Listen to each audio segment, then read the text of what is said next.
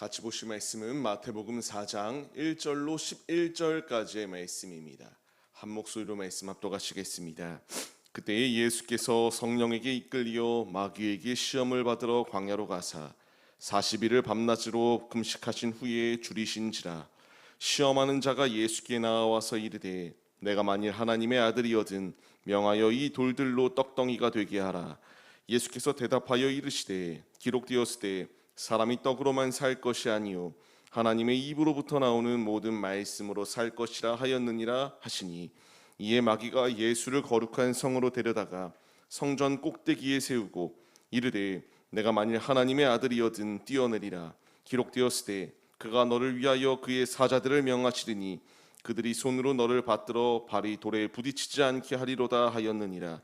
예수께서 이르시되 또 기록되었으되 주 너의 하나님을 시험하지 말라 하였느니라 하시니, 마귀가 또 그를 데리고 지극히 높은 산으로 가서 천하 만국과 그 영광을 보여 이르되 만일 내게 엎드려 경배하면 이 모든 것을 내게 주리라. 이에 예수께서 말씀하시되 사탄아 물러가라. 기록되었으되 주 너의 하나님께 경배하고 다만 그를 섬기라 하였느니라. 이에 마귀는 예수를 떠나고 천사들이 나와서 수종드니라. 아멘. 할렐루야. 오늘도 예배의 자리 가운데 모이신 성도님들 주님의 이름으로 환영하고 축복합니다. 같이 나눌 말씀의 제목은 광야의 시험이라는 말씀의 제목 가운데에서 은혜를 나누도록 하겠습니다. 사람은 누구나 시험을 받을 수밖에 없습니다. 원해서 시험을 받는 것도 없고요, 내가 더 많은 시험을 받아야지라고 생각하는 이들도 없습니다. 불현듯 갑작스럽게 내가 생각지 못한 상황 가운데서 시험이라는 것이 마주하여 우리를 괴롭고 우리를 쓰러뜨리려고 하는 이런 악한 개교들의 모습들이 우리 앞에 다가오는 것들을 우리는 발견해야 합니다. 우리의 모든 삶 가운데서 광야의 자리 가운데에 우리가 삶을 살아가고 있습니다. 광야는 은혜의 자리임과 동시에 또한 이와 같이 실패의 자리였다라는 것을 우리가 분명히 기억해야 됩니다. 우리가 믿으면, 주님을 믿고 주님을 따르면 모든 게 다 잘 되고 항상 행복만 가득한 삶일 것 같지만, 신앙생활을 하면 할수록 그렇지 아니하는 모습도 분명히 우리에게 존재합니다. 더 큰 어려움이 찾아오기도 하고요, 더 큰 시련이 우리 앞을 마주할 때들이 있습니다. 그러면 이런 상황은 하나님이 포기한 것일까? 라는 것을 우리가 생각해 봐야 됩니다. 아니라는 것을 우리는 잊지 말아야 해요. 어제 말씀을 통하여 하나님께서 예수님이 세례 받으실 때에 하나님의 아들이다 칭하여 주시고 내 기뻐하는 자라 말씀하셨습니다. 근데 오늘 말씀 이제 4장으로 넘어와서 상황을 보십시오. 하나님의 아들이다라고 이렇게 칭하여 주셨는데 예수님께서 가신 곳은 이와 같이 성령에 이끌려서 이제 광야 가운데로 나가게 되셨다라는 것을 우리에게 분명히 말씀해 주고 계세요. 앞서 말씀드린 것처럼 광야는 은혜의 장소이지만 또한 실패의 장소였습니다.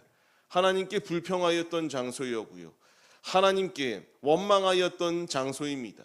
그리고 하나님께 불순종하여 금송아지를 만들고 우상 숭배하던 장소가 바로 광야였어요. 예수님께서 지금 이 자리로 시험을 받으러 가셨습니다. 왜 이 시험을 받으러 가셨겠습니까?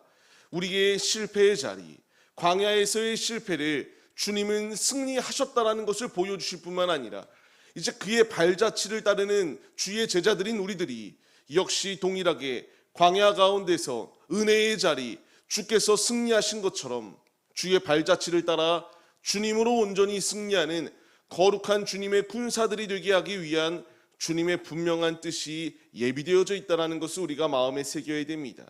광야는 우리가 너무나 잘 아는 것처럼 사막이죠. 그렇기 때문에 항상 좋은 환경만 놓여 있는 게 아닙니다. 척박합니다.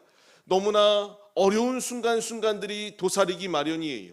그때에 예수님께서 이 앞에 공격들이 놓여 있고 유혹하는 미혹의 순간이 놓여 있었으나 하나님으로 능히 승리한 것처럼 우리도 그 믿음의 자리로 나아가야 함이 마땅하다라는 것을 분명하게 말씀해 주세요.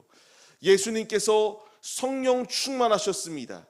40일간 금식하시고 성령 충만할 때에 이제 그의 연약한 부분을 찾아 공격해오는 마귀의 공격을 우리는 기억하고 주의해야 됩니다. 예수님께서 성령 충만하실 때에, 금식하시고 이와 같이 배가 줄이셨을 때에 악한 마귀는 그것을 틈타 공격해 왔습니다. 이것이 의미하는 바가 무엇이겠습니까?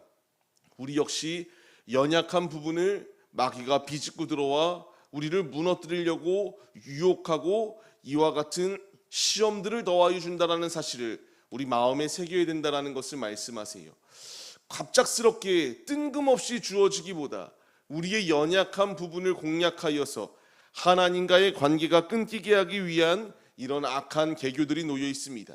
우리는 여기서 바르게 깨달아야 됩니다. 광야는 훈련의 자리예요. 40이라고 하는 성경의 숫자가 훈련과 인내와 연단을 의미하고 있거든요. 예수님께서 40일간 금식하시고 승리하신 것처럼 우리 역시 광야는 훈련의 자리입니다. 40년간 이스라엘이 광야에서 훈련받고 약속의 땅으로 들어간 것을 우리가 기억하십시오. 우리 역시 훈련의 과정이 필요하고요. 낙오하지 아니하고 끝까지 붙어있는 자, 불순종하거나 불신앙적인 원망의 모습이 아니라 말씀에 전적으로 순종하며 나아갈 때에 주님으로 온전히 승리할 수 있음을 우리가 잊지 말아야 됩니다. 예수님께서 이와 같은 공격이 다가올 때에 무엇으로 승리하셨습니까? 우리가 본받아야 됩니다. 하나님의 말씀으로 승리하셨다라는 것을 분명하게 강조하고 있어요. 우리 앞에 공격이 마주하고 있습니다. 넘어뜨리려고 하는 계교들이 가득합니다. 그 가운데서 우리가 이길 수 있는 길은 하나님의 말씀으로 무장할 때에 우리의 연약한 부분을 비집고 들어오려고 하는 악한 마귀의 공격 가운데서 능히 이길 수 있는 무기가 성령의 검 하나님의 말씀이다라는 사실을 우리가 잊지 마시며 마음에 새기고 믿음의 자리로 나아가기를 주님의 이름으로 간절히 소망합니다. 주께서 우리에게 오늘의 말씀을 왜 주시는 것일까요? 우리가 그것을 분명히 바르게 깨달아야 됩니다. 정체성을 바르게 잡으라는 말씀이셨습니다. 이게 무슨 말이냐? 예수님께서는 광야에서 시험당하셨을 때에도 하나님의 아들이었습니다. 그가 십자가에 못 박힐 때도 하나님의 아들이었어요. 그가 상황이 변한다고 해서 하나님의 아들임이 변화했던 게 아니잖아요. 상황은 바뀔 수 있습니다. 변할 수 있어요. 하지만 분명한 정체성은 바뀌지 아니하였습니다. 우리 역시 상황은 변합니다. 어려운 순간이 있을 수 있고요. 질병이 찾아올 수 있으며 뜻하지 아니하는 곤경들이 우리 앞에 다가오기 마련입니다. 하지만 우리는 정체성을 잊어서는 안 됩니다. 하나님의 자녀이다라는 사실을 잊지 말고 능히 승리하신 예수를 붙들며 우리도 승리의 길로 나아가야 함이 필요하다라는 것을 우리 마음에 새기며 주의 길을 걸어가야 된다라는 것을 말씀하시고 있습니다. 우리가 왜 승리할 수 있겠습니까? 히브리서 말씀과 같이 주님께서 우리와 같이 육신의 몸을 입고 이 땅에 오셨기에 고난을 당하셨다. 그러나 능히 승리하셨다. 그렇기에 이 우리의 연약함을 동정하시고 우리의 부족함을 아시는 그 주님께서 우리를 승리의 길로 이끌어 주시는 분이시다라는 것을 분명히 말씀해 주세요. 광야 앞의 시험은 우리를 그냥 무너뜨림의 자리가 아니라 한 단계 더 신앙이 성장할 수 있는 어찌 보면 기회의 자리입니다. 주께서 분명히 고린도전서의 말씀을 통하여 감당치 못할 시험을 주시지 아니한다라고 말씀하시지 않습니까? 우리가 이것을 감당할 수 있을 그릇이 되기에 우리에게 주시는 과정입니다. 조금 어렵다고, 조금 힘들다고, 조금 모든 것을 잃는 것처럼 보인다고 주님을 떠나는 것이 아니라 약한 부분을 비집고 들어와 우리를 무너뜨리려고 하는 악한 계교의 공격 가운데서 하나님의 말씀으로 능히 무찔르시고 주님으로 온전히 세워지는 거룩한 군사들이 우리들의 모습이 되시기 바랍니다. 하나님께서 우리에게 말씀하십니다. 근신하라, 깨어라. 우는 사자와 같이 삼킬 자를 찾아 헤매이는 악한 세대의 공격 가운데서 능히 이길 수 있는 것은 하나님 앞에 기도하고 하나님의 말씀을 붙드는 것이다. 우리에게 주시는 진리의 말씀임을 잊지 마시고 말씀을 마음에 새기시며 오늘도 광야 가운데서 능히 천성을 향해 힘차게 달려가는 믿음의 군사들이 우리들의 모습이 되시기를 주님의 이름으로 간절히 축원합니다.